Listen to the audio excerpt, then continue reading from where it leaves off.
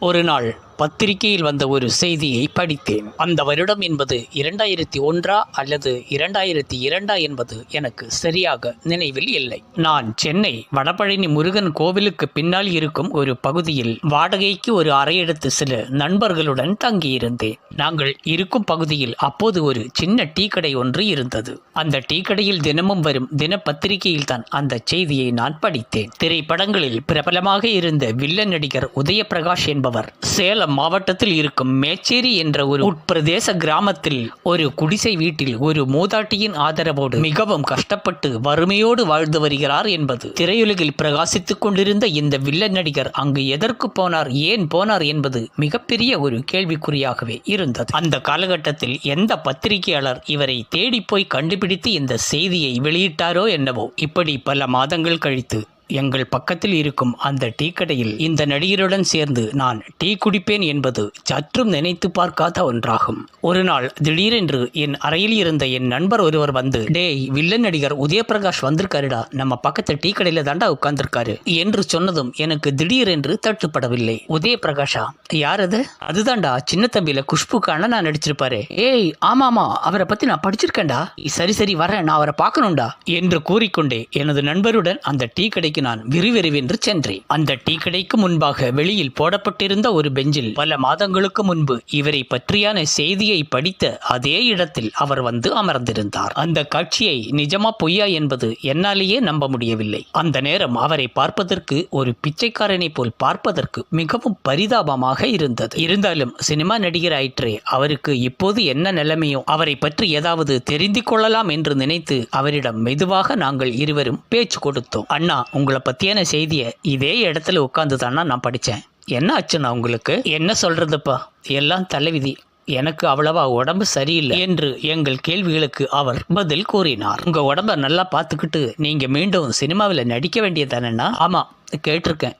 திரும்பவும் சரத்குமார் சார் அவருடைய படத்தில் எனக்கு சான்ஸ் தரேன்னு சொல்லியிருக்கார் என்று அவருடைய சில விஷயங்களை எங்களிடம் பகிர்ந்து கொண்டார். இவர் பிறந்தது வளர்ந்தது எல்லாம் தமிழகத்தின் உதகமண்டலமான ஊட்டி பகுதியில். இவருடைய நிஜ பெயர் என்பது மணிகண்டன். அங்கு உள்ள படுகு சமுதாயத்தைச் சேர்ந்தவர். இவருடைய தந்தை ஒரு இராணுவ அதிகாரி. இவர் கண்டிப்பான ஒரு கண்ணியமான குடும்பத்தில் பிறந்தவர் தான். பார்ப்பதற்கு வாட்டா சாட்டமுடன் மிகவும் அழகாக துருதுருவென்று இருந்தவர். இவருடைய கவர்ச்சிகரமான பிரகாசிக்கும் கண்கள் என்பது இவருடைய ஒரு சிறப்பு அம்சமாகும். ஊட்டியில் இவருடைய பள்ளி காலங்களை முடித்து இவருடைய கல்லூரி காலங்களை வேலூர் மாவட்டம் திருப்பத்தூரில் முடித்தார். விளையாட்டு போட்டிகளில் மிகவும் ஆர்வம் கொண்டிருந்த இவருடைய கல்லூரி காலங்களில் கால்பந்து விளையாட்டு குழுவின் கேப்டனாக இருந்தவர். பார்ப்பதற்கு மிகவும் கவர்ச்சிகரமான ஒரு வாலிபராக இருந்ததால் சினிமா பக்கம் போனால் நல்ல எதிர்காலம் இருக்கும் என்று இவருடைய நண்பர்கள் இவரை பார்த்து உசுப்பேற்றிவிட்டதும் உண்டு. அந்த ஆசை முன்கூட்டியே அவருடைய மனதிற்குள் இரகசியமாக இருந்து வந்தது என்பது அந்த நண்பர்களுக்கு தெரியாது. இருந்தாலும் இவருடைய சினிமா ஆசைக்கு இவருடைய பெற்றோர்களுக்கு சற்றும் விருப்பமில்லாமல் இருந்தது. இப்படி பெற்றோர்களின் எதிர்ப்பையும் மீறி சினிமா ஆசையால் சென்னைக்கு வண்டி ஏறி வந்தவர்.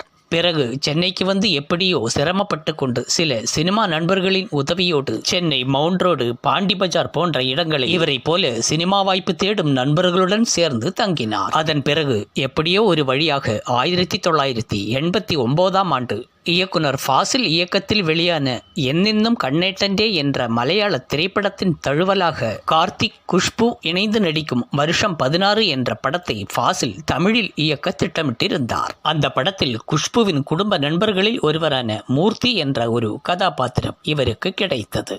அந்த படத்தில் இவருக்கு வசனங்கள் குறைவாக இருந்தாலும் அந்த கதாபாத்திரம் ரசிகர்களிடையே இவரை அடையாளம் காட்டியது. அதன் பிறகு 1990 ஆண்டு விஜயசாந்தி நடித்து கர்த்தவியம் என்ற தெலுங்கு படம் வில்லனாக அறிமுகமாகி தெலுங்கு திரையுலகில் பரபரப்பை ஏற்படுத்தினார். இந்த திரைப்படம் தான் தமிழில் வைஜெயந்தி IPS என்ற பெயரில் மொழிமாற்றம் செய்யப்பட்டு தமிழகத்தில் வெளியானது. அதன் பிறகு இவருக்கு பட வாய்ப்புகள் என்பது வரிசை கட்டி நின்றது.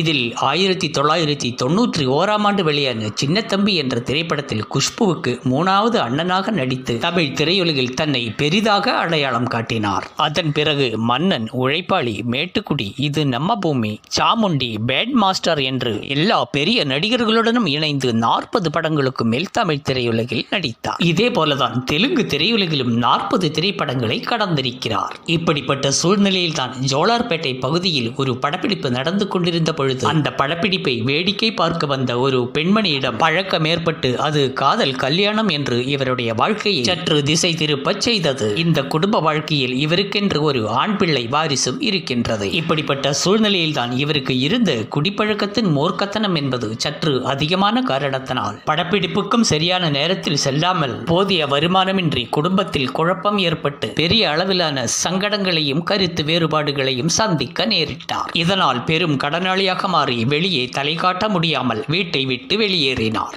அப்படித்தான் எங்கு செல்கிறோம் என்றே தெரியாமல் பயணித்துக் கொண்டிருந்த அவர் சேலம் பகுதியில் இருக்கும் ஒரு உள்பிரதேச கிராமத்தில் ஆளறியாமல் வாழ்ந்து வந்தார். இப்படி திரையுலகில் பிரபலமாக வாழ்ந்து வந்தவரின் ஒரு மறைவு வாழ்க்கை என்பது எவ்வளவு காலத்துக்குத்தான் தாக்குப்பிடிக்கும்? இப்படி யார் கொடுத்த செய்தியோ தெரியவில்லை, இவரை பற்றியான செய்திகள் நடிகர் சங்கத்தின் காதுகளுக்கும் தெரிய வந்தது. இதனால் பத்திரிகையாளர்கள் இவரை தேடி விரைந்தார்கள். இப்படித்தான் நடிகர் சங்கத்தின் உதவியால் மீண்டும் சென்னைக்கு மறுபிரவேசம் செய்தார் நடிகர் உதயபிரகாஷ். இப்படி நடிகர் சங்கத்தின் உதவியால் அவருடைய துயரத்திலிருந்து அவர் மீண்டு வருவதற்காக அவருக்கு மறுவாழ்வு மையம் மூலம் ஆலோசனை வழங்கப்பட்டதை அந்த காலகட்டத்தில் தான் அவரை நான் அந்த டீ கடையில் சந்திக்க நேரிட்டது. இதன் பிறகு நடிகர் உதயபிரகாஷ் அவர்கள் சொன்னபடியே நடிகர் சரத்குமார் அவர்கள் அப்போது அவர் நடித்துக் கொண்டிருந்த திவான் என்ற படத்தில் இவருக்காக ஒரு முக்கிய வேடத்தை கொடுத்து இவரை தூக்கி நிறுத்த முயற்சி செய்தார். இப்படி மீண்டும் இவருடைய திரைப்பிரவேசம் ஆரம்பித்ததால் கையில் பணம் புரண்டதை கண்டு மீண்டும் மது கடைகளை நோக்கி பயணிக்க ஆரம்பித்தார். ஏற்கனவே உடல் நலனால் பாதிக்கப்பட்டிருந்த அவருக்கு மீண்டும் கல்லீரல் நோயால் பாதிக்கப்பட்டு அவஸ்தைக்குள்ளானார். இதனால் இயக்குனர் பி. வாசு அவர்களின் உதவியுடன் மருத்துவமனையில் சிகிச்சைக்குட்படுத்தப்பட்டார். இப்படி மருத்துவமனையின் சிகிச்சைகளுக்கு உட்படுத்தி கொண்டிருந்த போதே மருத்துவமனையிலிருந்து வெளியே வந்து மது அருந்திவிட்டு திரும்பிக் கொண்டிருந்த போது நடிகர் சங்க அலுவலகத்தின் அருகாமையில் இருக்கும் நடு பாதையிலேயே சுருண்டு விழுந்தார். 2004ஆம் ஆண்டு ஆகஸ்ட் 18ஆம் தேதியன்று நடிகர் சங்க அலுவலகத்தின் அருகிலேயே இவருடைய இறுதி மூச்சும் நின்று போனது. இப்படி நல்ல குடும்பத்தில் பிறந்தும் பெற்றவர்களையும் இழந்து உற்றவர்களையும் இழந்து இவருடைய கடைசி நிமிடங்கள் என்பது ஒரு அனாதை பிணம் போல் நடு பாதையில் பிணமாக கிடந்தார்.